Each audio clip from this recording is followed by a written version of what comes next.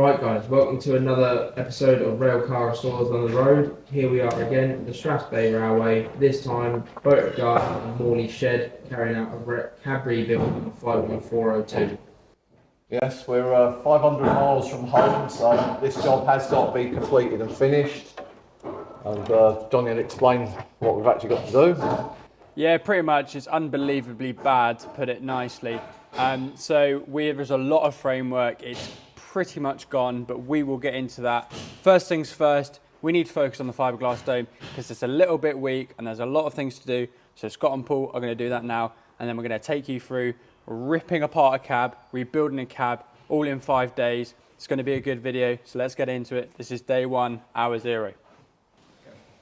Right folks, here we are with the dome on 51402. I'll be taking off the worst of the paint scrapes here. And then I'm going to be continuing on with using the sander to get rid of the rest of the paint, and then eventually it should all be ready to then be resined up, new fiberglass put in parts where it's been chewed at and made a meal out of, and then hopefully from there it'll be good to go.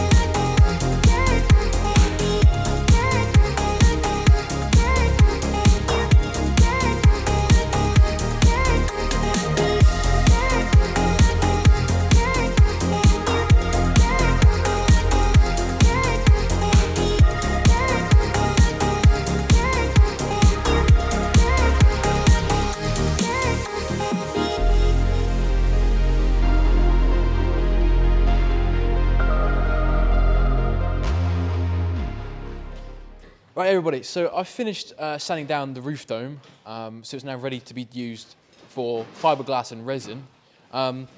Unfortunately, not my happiest this isn't, because as you can see on your screens now, this massive patch here of where it's 2 different colours, the original resin and a different resin. From what I've gathered, I don't quite know myself, but this looks like it's had an extra layer, probably because it's had a smash up or something, or it's cracked. I'll get Johnny to insert a picture on screen now of how bad these actually really are, of each part where the bolts will sit through, and what used to be rivets, but new bolts will be put through to hold the gutter in and the roof all together on the DMU. With this part along here, I can't do a lot more, but the other side's a lot more better, and it's all sanded down now already. So I'm going to whip up some resin with some hardener, and then get some fiberglass, and I'm going to make this now look all nice and tidy. Both sides, make strength it up because I don't want anyone hitting this. So yeah, let's give it a go.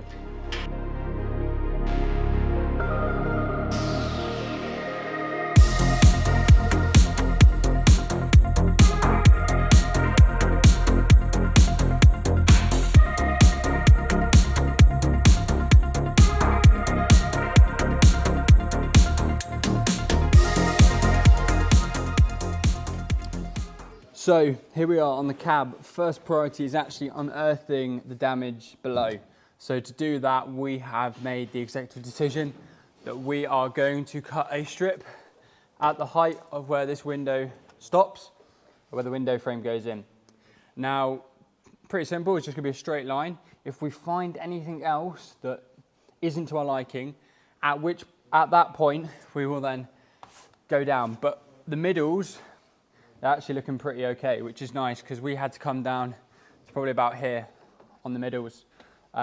So yeah, so it should hopefully be a relatively quick. It's not as bad bodywork wise as our cab, but it's far worse framework wise as our cab. So if if you're wondering kind of what our cab looked like this, slightly better framework, actually held itself together. The doors didn't jam on themselves, but the bodywork was worse. So that's what you can see Michael do, cut it out, unearth it, and then when we get something interesting, which will probably be ripping out the framework, because there's none of it left, so ripping out what's left of it really. So yeah, you're going to see that next, and then we'll get on with the framework.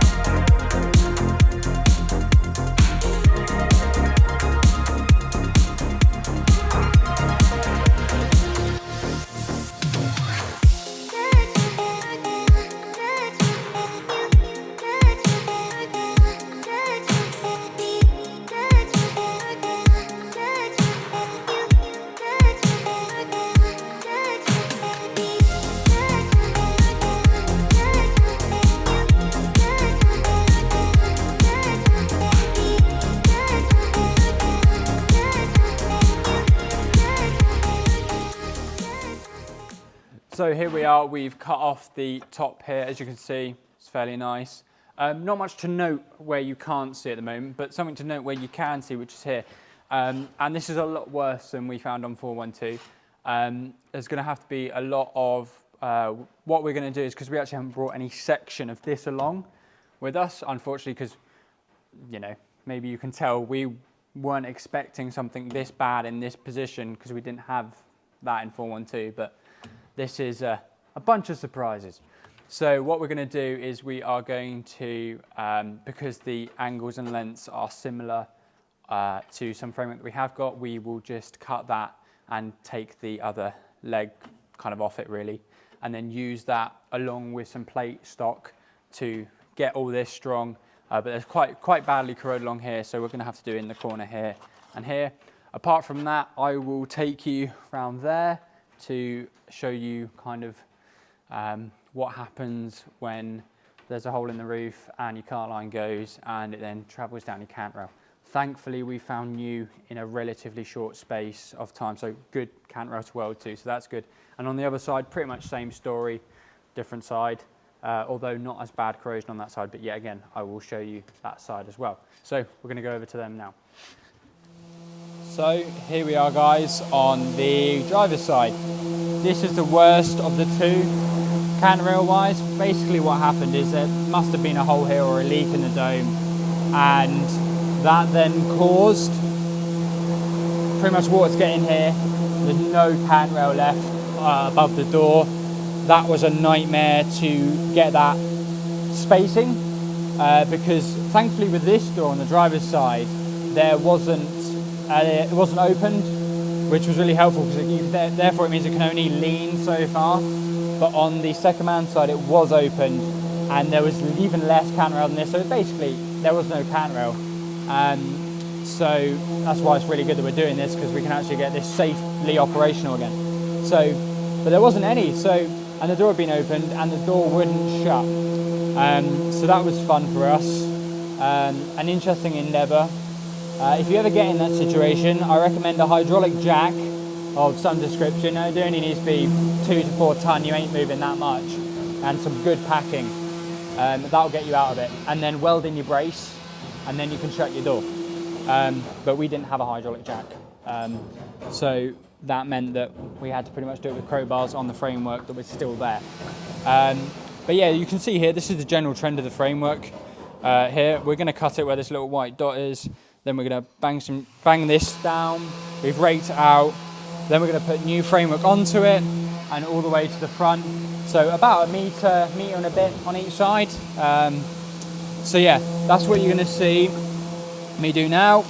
I'm probably going to start on this side and then I'll go over to the other side, which is pretty much like this, except there's a patch in the bottom because it was honestly, we just poked our finger at it and it just kind of disintegrated.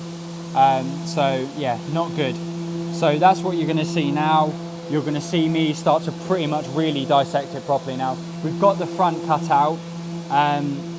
We've also got all the acro shored up because this wasn't here. So we've welded the acro in on both sides and we pushed it up. Still needs a little bit more, but that's nothing that we can't solve really. So we will still need to do that. But yeah, so you're going to see this side get ripped out, then you're going to see the other side get ripped out, which has got a bit of a patch like this, needs to go in the bottom of it. And then you're going to see me rebuild it straight away, because we have only got 5 days to do all of this. So time efficiency is of the essence. We're still in the first day, so we're doing pretty well for a day. Conserving our energy a little bit because we might need to push quite hard tomorrow. Because we need to get this in and hopefully the front steel working. Among other things, there's a few patches that need to be done lower down, but they're not as exciting as this, so they'll kind of happen in the background. So yeah, that's what you're going to see now. Hope you're enjoying, and let's get into it.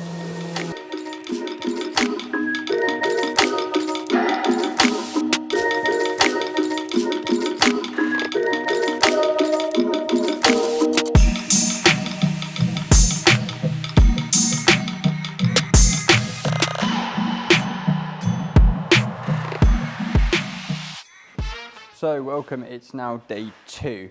I have just cut out the bits to go in the big old hole we ripped out in preparation for when the framework's done.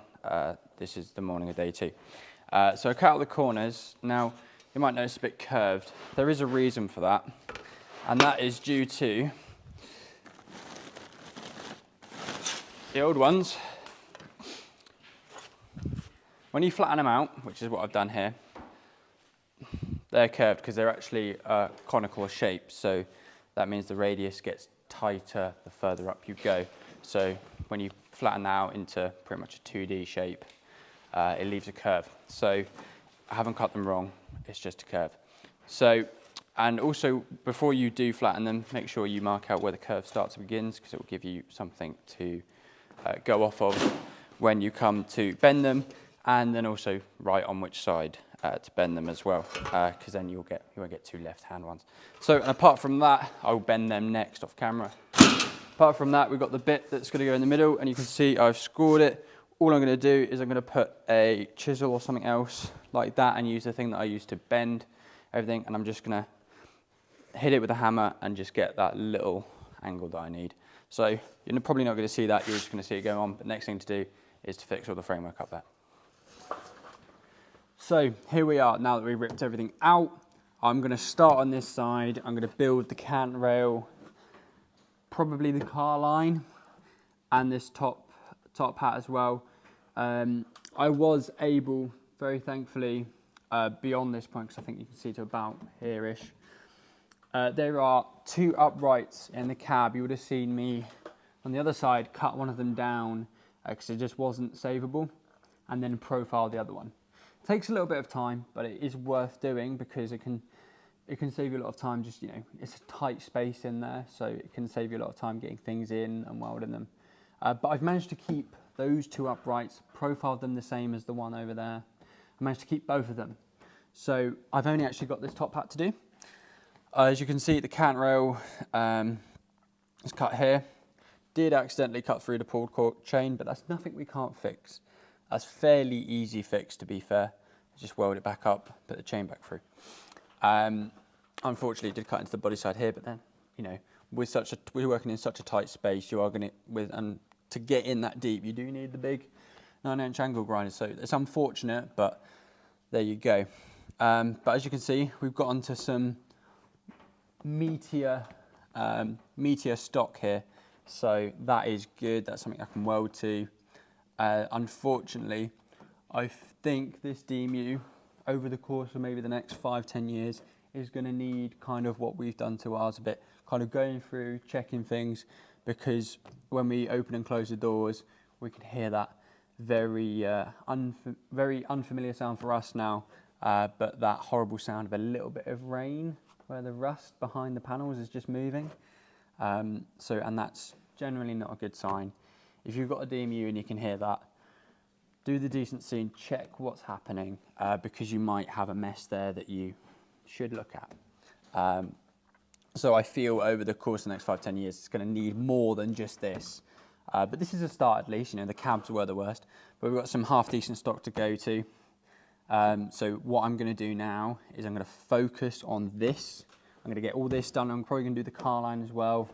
Weld all of this in, so I then get rid of the acro here. Then I will move round to the front. and do the bit that you cut out there. There's a lot that's had to come out there, but it all needs doing. We've got some car line, as I said, that we'll use for the bottom kind of right angle, and then we'll do the bit of the on the back with some 3mm plate, and that should seal that up quite nicely. There's a few other bits that we're going to do as well, a few smaller bits around there, and there's a few bits under the window as well, but they're very minor patches, not nearly exciting as this.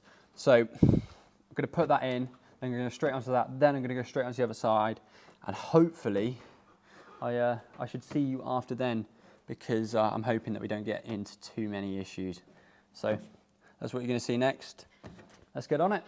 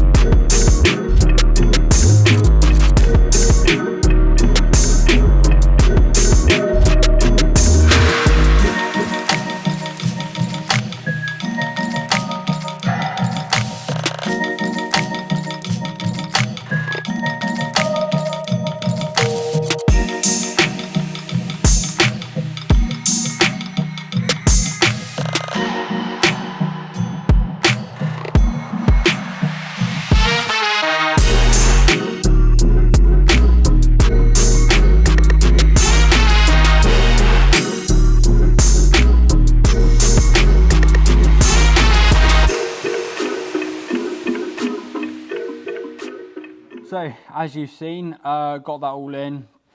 It's taken about probably day and a half start to finish. You would have seen, unfortunately I think the camera just cut out towards the end of the other one, but it was just me putting the car line in. Same thing, just a different side. So yeah, she's all structurally sound now. For time efficiency, we did just tack in pretty much the start of the top bodywork, which you would have seen in that time lapse. So I think maybe the next thing is going to be starting to weld that up, and then starting to create the corners, and then hopefully we can get them in fairly decent time. And then all we've got to do is this, and the dome can go back on.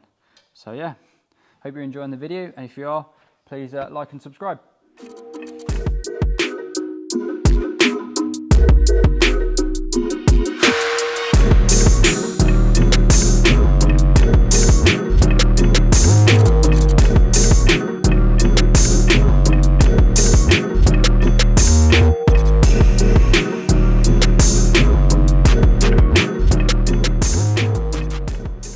Right, so what you just saw me do there was just bend these. As you can see, they're not both the same radius.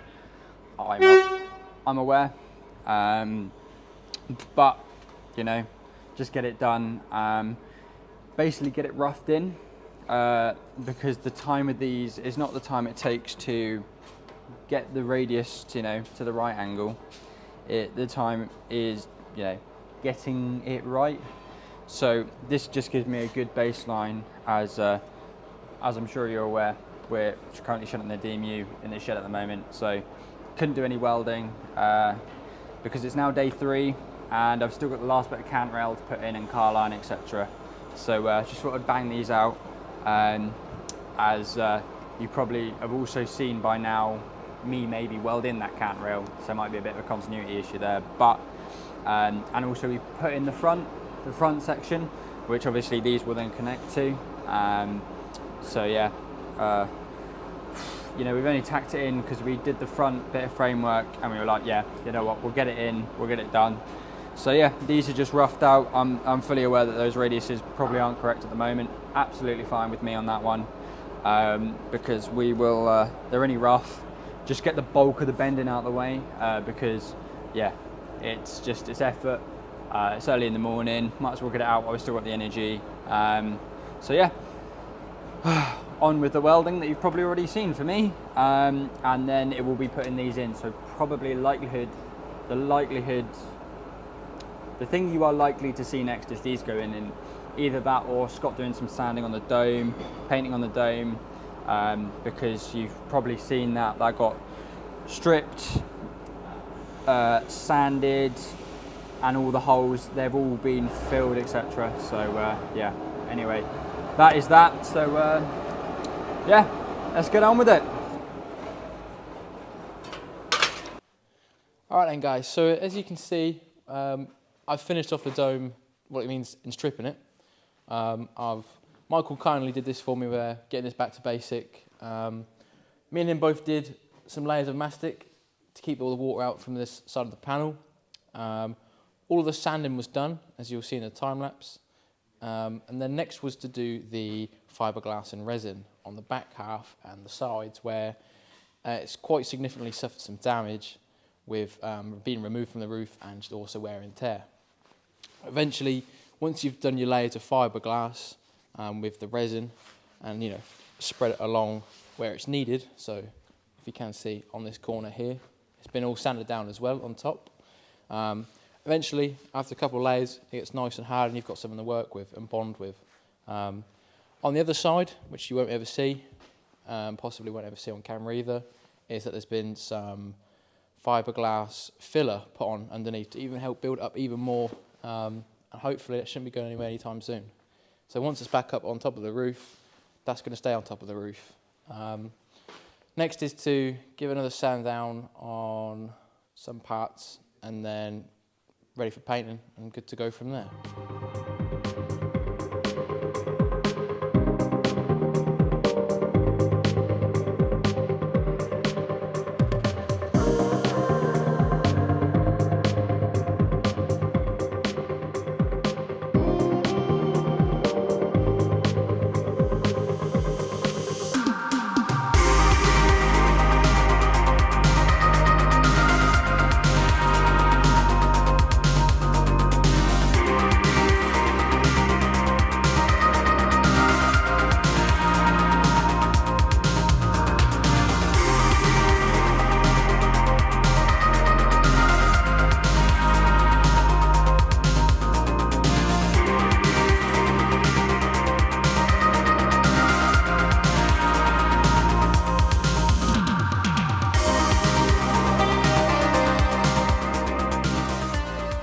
Right guys, so now I'm going to be doing some of the prettier welding, which is putting body panels on.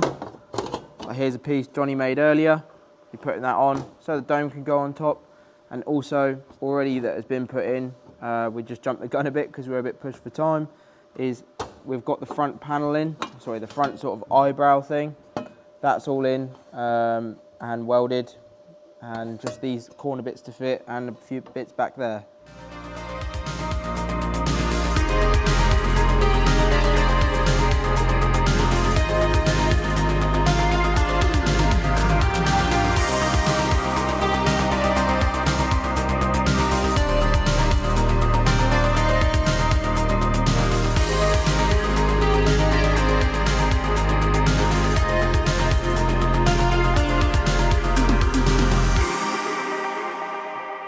Right guys, so as you'll see, or may not have seen, as we forgot to start the time lapse very cleverly, the eyebrow bit, that's what we'll call it I guess, top half of this is all new and renewed.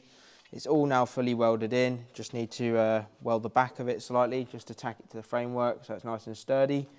Now it's ready for painting once it's been ground. That'll be done in the morning as we're all knackered. And then yeah, paint, get the dome on, happy days.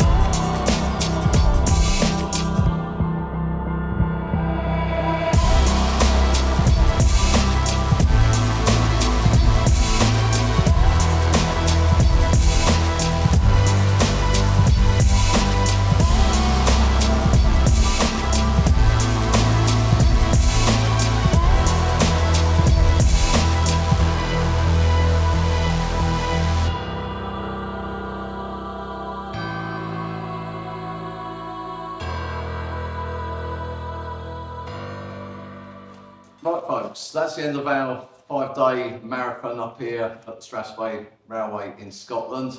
It's been a brutal 5 days where we've put in as much as we can do, humanly do and possible. We've achieved most of what we need to do with the bodywork. Just a bit of tinsel around the sides, which the lads will explain later on. For myself, I've rubbed back the dome, ready for Scott to work his magic with the fiberglass. I've done a lot of grinding, sanding, while wheeling, painting, the things that I tend to do. But over to Scott for his bit. So yeah, I'm very impressed with the outcome of the dome, which you can see is all back up on top of the roof now and all completed. From going from sanding down to adding more fiberglass and resin, and eventually get it ready for prepping to have the roof dome fitted into. As I just say, I'm very impressed with it. It's in very poor condition. Oh yeah, to say the least. But not to take away the fame, it's Michael and Johnny's just done the most here, and yeah, over to them. With the welding, we've had our work cut out. We've certainly uncovered a lot more nastiness than we've bargained for, especially with the framework and even the panel work on the side. But it's all been left in a good solid state. It's all hand on heart, structurally sound now. With a lot less holes in it, it's looking less like Swiss cheese these days. It's had all the new steelwork that had to go in the cab. It's had the new top. The window frames have gone in, and the rubbers and the windows all in one day. We've just fallen short a little bit on the tops because they're being a pain, and that's just due to time-wise. But it's been a marathon task. Yeah, it really has been ruthless, and that's been kind to the pressure we put ourselves under. Obviously, we're 500 miles away from home. The failure is not an option, and unfortunately, we've just fallen short of completion. It's really gutting, but I can also hand on heart say there is no regrets. There is nothing I or any of these people in front of you could have done to make that happen. We have been on it, we have not stopped, we have had the early mornings, we have had the long days, and now it's going to be Murray Duncan's baby to paint this cab up, get it all looking smooth. I personally think that we've done a pretty good job on the repairs we've done, so there should not be a lot of filler in this, and that's going to be good. That's a good thing for years to come. So if you want to see Murray Duncan, he featured quite heavily in this video up here, thank you very much for watching, and we will see you hopefully in a less exhausted state for our next episode. Working on our own unit. Yeah, working on our own unit. Back at the grind. But practice makes perfect. So thanks for watching. Thank you for sticking around. And we'll see you in the next very exciting video.